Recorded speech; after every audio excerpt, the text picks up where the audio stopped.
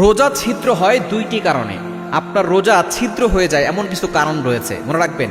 রোজা হচ্ছে ঢাল ছিল, নবী সাল্লাল্লাহু আলাইহি ওয়াসাল্লাম জানিয়ে দিয়েছেন আসসামু জুন্নাহ, রোজা হচ্ছে ঢাল। এই রোজা আপনাকে জাহান্নামের আগুন থেকে হেফাজত করবে। কিন্তু দুইটি কারণ এমন আছে যেই দুইটি কারণে আপনার রোজা ছিদ্র হয়ে যাবে, অর্থাৎ ঢাল ছিদ্র হয়ে গেলে আপনি কিন্তু জাহান্নামের আগুন, এই রোজা আপনাকে জাহান্নামের আগুন থেকে বাঁচাতে পারবে না। এজন্য ঢালটাকে ছিদ্র করা যাবে না, ঢালটাকে মজবুত করতে হবে যাতে করে আপনি জাহান্নামের আগুন থেকে বাঁচতে পারেন। জাহান্নামের আগুন থেকে বাঁচতে হলে আপনার ঢালটাকে মজবুত করতে হবে, রোজাকে ছিদ্র করা যাবে না। কি কি কারণে ছিদ্র হয়? নাম্বার 1, এক নাম্বার হচ্ছে গীবত করা। মনে রাখবেন, আল গীবাতু আশাদ্দু মিনাজ জিনা, গীবত ইজ হার্ডার দ্যান ফরনিকেশন। গীবতের গুনাহ হচ্ছে এমনটা ভয়ঙ্কর গুনাহ, জেনার তাওবা করা সহজ কিন্তু গীবতের তাওবা করা সহজ নয়। আমরা অনেকে রোজা রেখে গীবত করি, আমরা পেটে রোজা রাখি কিন্তু মুখের রোজা রাখি না। আমরা মুখ দ্বারা গীবত করতেই থাকি, মসজিদের ভিতরে ঢুকে তারপরে গীবত করে।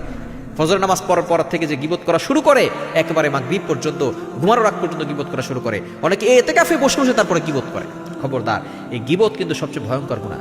আল্লাহ পাক রব্বুল নিজে জানিয়ে দিয়েছেন, আইয়ুহিব্বু আহাদুকুম আইয়াকুলা লাহমা আখিহি মাইতান ফাকারিহতুমু। সূরা হুজুরাতের 12 নম্বর আয়াতে আল্লাহ পাক রব্বুল সুন্দর করে জানিয়ে দিয়েছেন, তোমাকে কেউ পছন্দ করবে যে আপন মরা ভাইয়ের গোশত খাওয়া? যে ব্যক্তি গীবত করলো সে আপন মরা ভাইয়ের গোশত খাওয়ার মতো গুনাহ করলো। কেন বাজিদের আপনি কল্পনা করতে পারছেন? এজন্য খবরদার গীবত করবেন না। অনুপস্থিত ব্যক্তির নামে এমন কিছু বলা, ওই ব্যক্তির সামনে বলে সে কষ্ট পেত, এটাই হচ্ছে গীবত। গীবত মিথ্যা কথা নয়, গীবত হচ্ছে সত্য কথা। এই গীবত করবেন না। এই গীবত করলে আপনার রোজা ছিদ্র হয়ে যাবে, এই রোজা আপনাকে জাহান্নামের আগুন থেকে বাঁচাতে পারবে না। এবং দ্বিতীয় নাম্বার হচ্ছে মিথ্যা কথা বলা। অনেকে আছে মিথ্যা কথা বলে, রোজা রাখে, পেটের রোজা রাখে কিন্তু মুখের রোজা রাখে না। মনে রাখবেন, এই মিথ্যা কথা এতটা ভয়ঙ্কর, এই মিথ্যা কথা দুর্গন্ধের কারণে ফেরেশতারা 100 মাইল দূরে চলে যায়। সুতরাং এই মিথ্যা কথা বলবেন না। মিথ্যা কথার দুর্গন্ধ এতটা ভয়ঙ্কর, যদি আপনি দুর্গন্ধ পেতেন তাহলে মনে করতেন যে সবচেয়ে ভয়ঙ্কর দুর্গন্ধ হচ্ছে মিথ্যা কথার দুর্গন্ধ। এজন্য মিথ্যা কথা বলবেন না। এই ঝুট বলনা কবিরা গুনাহ হয়, আর এক কবিরা গুনাহ জাহান্নাম জানে কে লিয়ে কাফি হয়। এজন্য রমজান আসছে, আমরা গুনাহ ছেড়ে দিব।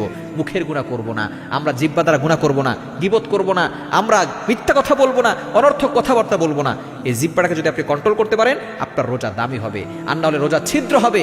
এই রোজা দিয়ে আপনি জাহান্নামের আগুন থেকে বাঁচতে পারবেন।